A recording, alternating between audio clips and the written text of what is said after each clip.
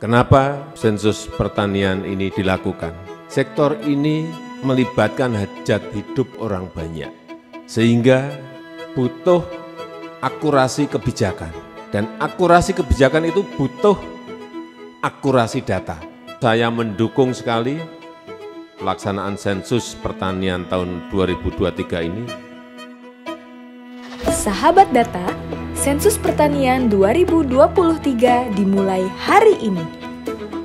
Sensus pertanian 2023 merupakan sensus yang dilakukan 10 tahun sekali di tahun berakhiran 3, yang mendata seluruh pelaku usaha pertanian di Indonesia. Sensus pertanian 2023 bertujuan menyediakan data struktur pertanian untuk unit-unit administrasi terkecil, menyediakan data yang dapat digunakan sebagai tolok ukur statistik pertanian terkini, serta menyediakan kerangka sampel untuk survei pertanian lanjutan.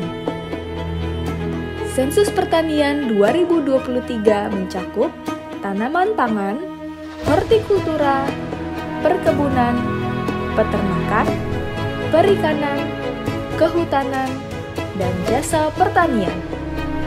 Partisipasi pelaku usaha pertanian, baik perorangan, kelompok, atau perusahaan berbadan hukum, sangat diperlukan. Nantikan petugas sensus di rumah Anda. Berikan jawaban yang sebenar-benarnya. Sensus pertanian 2023 mencatat pertanian Indonesia.